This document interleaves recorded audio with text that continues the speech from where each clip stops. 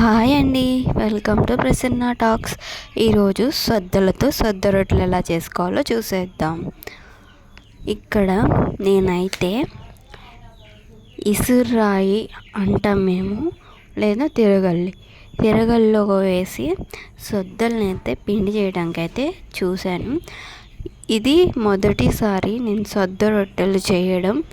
ఎందుకో నాకు mixie grinder ఇలాంటివి ఏమి వాడకుండా పిండి చేయాలి అనిపించింది. తిరగలి కూడా మా ఇంట్లో సడన్గా కనిపించేసరికి ఆగలేక తిరగల్లో అయితే వేసి పిండి చేయడానికి అయితే చాలాసేపు అయితే ట్రై చేశాను. ఆ వీడియో చేసిన మధ్యాహ్నం అయితే సొద్దలు కడిగి అయితే ఆరబోసాను. వాటిలో ఉన్న రాళ్ళు పుల్లలు అలాంటివి పోవటానికి. నేను సొద్దలు ప్రీ ప్రాసెసింగ్ వీడియో ఇంతకు ముందు దాంట్లో పెట్టాను, ట్యాగ్ చేస్తాను, చూసేయండి. ఇప్పుడైతే కడిగి ఆరబెట్టుకున్న సొద్దలను అయితే తీసుకొచ్చి తిరగల్లో వేసి అయితే తిరగలు తిప్పితే అయితే కొంచెం సేపటికి ఆ సొద్దలన్నీ పలుకులుగా, మరీ మెత్తగా కాకుండా ఒక నార్మల్ పలుకులుగా చిన్న చిన్న ముక్కలుగా అయితే అయ్యాయి ఫస్ట్ తిప్పినప్పుడు. సో ఆ పిండి అంతా అయితే కింద అయితే ఒక పట్ట అయితే వేసుకున్నాను, ఇదిలిచ్చి మట్టేం లేకుండా.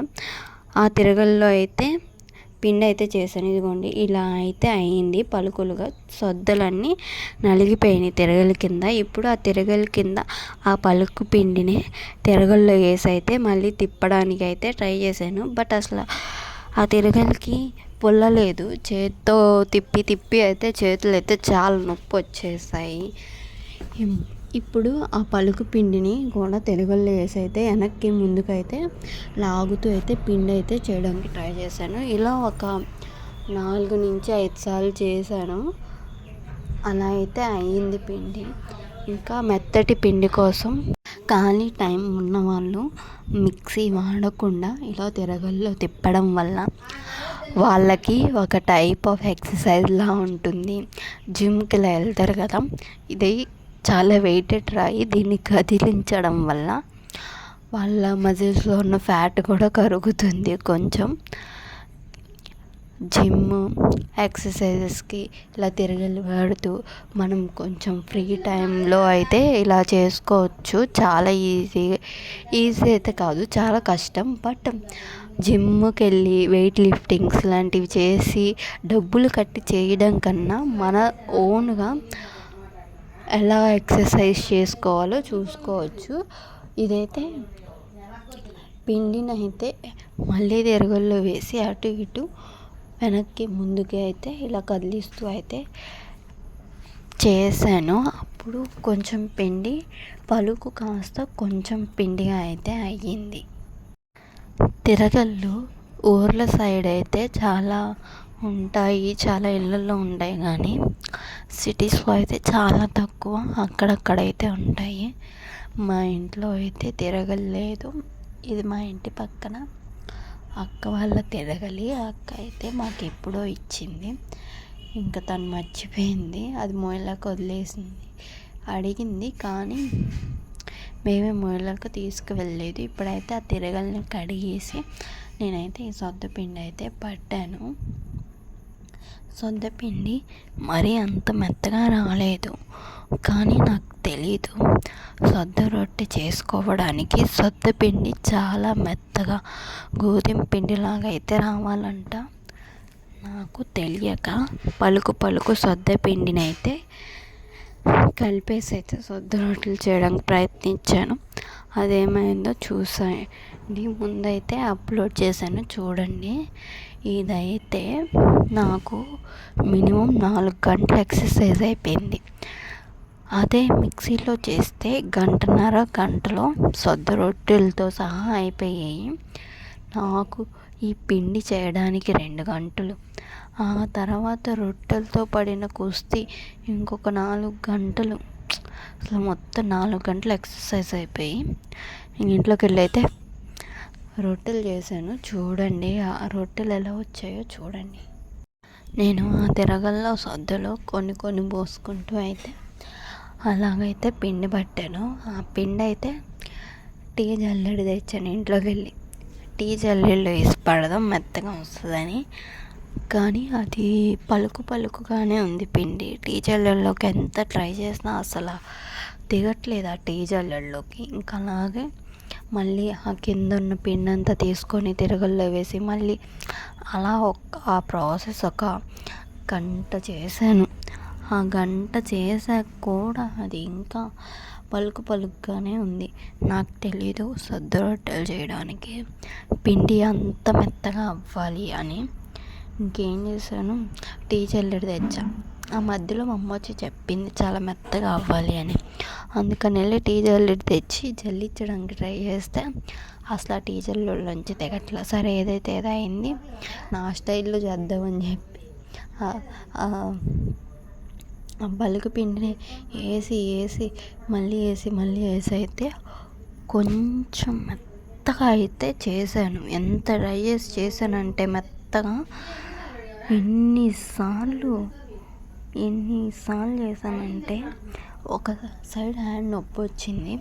ఎందుకంటే అది తిరగలి అలవాటు లేదు, ప్లస్ దానికి పుల్లలేదు. చేతులతో అయితే ఆడించి దంచడం వల్ల నాకు లాస్ట్లో అనిపించింది ఎప్పుడంటే సొద్ద రొట్టెలు అంత చేసినా కూడా రాలేదు. నేను ఇంత చేసినా కానీ అవి అయితే లాస్ట్కి రాలేదు. ఎందుకంటే నేను ఫస్ట్ టైం చేయడం నాకు తెలీదు. అప్పుడు అనిపించింది ఈ 2 గంటల వృధానేనా అని. కానీ నేను వీడియో తీసుకున్నాను, ఎందుకంటే ఇదొక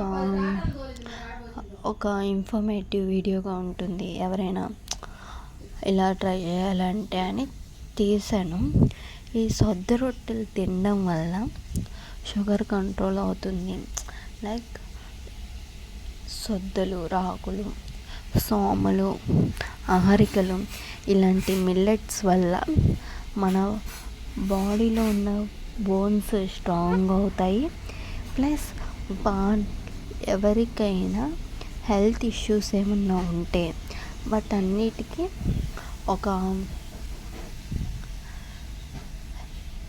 కంట్రోల్, లైక్ షుగర్ ఉన్న వాళ్ళకైతే వాళ్ళ షుగర్ అయితే కంట్రోల్లో ఉంటుంది ఈ జావా సొద్ద రొట్టెలు తినడం వల్ల.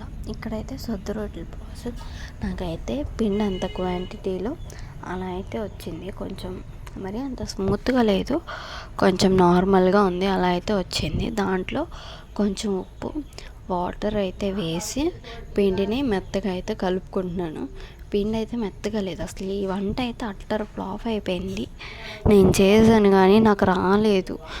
దీంట్లో నేను ఎలా ఫేస్ చేశాను, ఎలాంటి ప్రాబ్లమ్స్ ఫేస్ చేశాను ఫస్ట్ టైం చేయడం వల్ల ఆ వీడియో అయితే అప్లోడ్ చేశాను, దీంట్లోనే చూడండి. నేనైతే వాటర్ వేసి పిండిని మెత్తగా కలపడానికి ట్రై చేస్తున్నాను. అదైతే మెత్తగా అవ్వట్లేదు, ముద్దలు అవుతుంది కానీ విరిగిపోతుంది. వాటర్ కొంచెం సాల్ట్ వేసుకోవాలి, ఎందుకంటే సప్పగా ఉంటే తినలేము ఆ రొట్టెల్ని. వాటర్ వేసి మంచిగా అయితే కలిపాను. ఆ పిండిని అంతా ముద్దలు అయితే చేసి పెట్టాను, అస్సలు అవ్వట్లేదు. ఇప్పుడు నెక్స్ట్ ఏం చేశానంటే ఈ పిండితో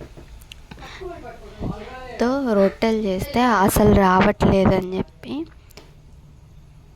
ఫైనల్గా అయితే మిక్సీకి వేసాను పిండి. ఇక్కడైతే ముద్దలు చేసేసరికి అయితే చీకటి పడిపోయింది.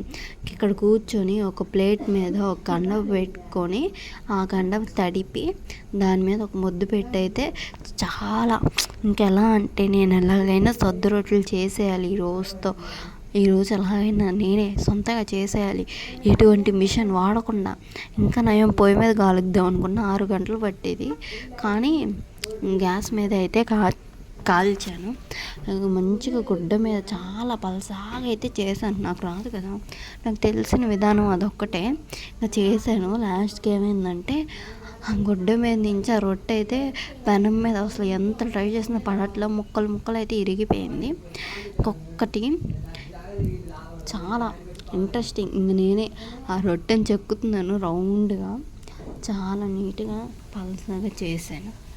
బట్ ఫైనల్ అవుట్పుట్ మాత్రం అసలు రొట్టె లేవలేదు ఆ కండవ మీద నుంచి. ఇక్కడ చూసారా, చాలా రౌండ్గా అయితే మంచిగా పలసగా అయితే మంచిగానే వచ్చింది రొట్టె.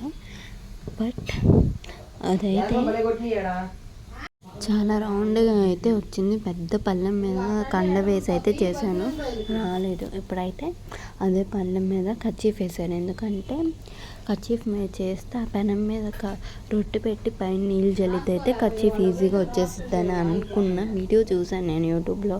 నాకు ట్రై చేస్తే రాలేదు. ఇంక ఇదైతే కర్చీఫ్ మీద మిక్సీ పట్టాను పిండి. నేను చేసిన పిండితో అయితే రాలేదు. ఈ రొట్టె అయితే ఇసురాయిలో దంచిన రొట్టె. ఇదైతే మిక్సీ పట్టాను. కర్చీఫ్లో చేసింది అయితే మిక్సీ పట్టే చేశాను. కర్చీఫ్లో చేసిన రొట్టెలు అయితే ఇలా వచ్చాయి. ఈ ఇసురాయి మీద చేసింది అయితే ఇలా వచ్చాయి, లెగిసిపోయి ఊడిపోయి. ఈ రొట్టెలు 4 గంటలు అయితే చేసిన ఘనకార్యం. రచ్చ రచ్చ చేశాను పొయ్యి నిండా. చూసారా, ఈ రొట్టెలు చేయడానికి పట్టిన టైం 4 గంటలు. దాని చుట్టూ చేసిన రచ్చ మాత్రం చాలా ఉంది. ఇది ఈరోజు video. Don't forget to subscribe Prasanna talks. Thank you.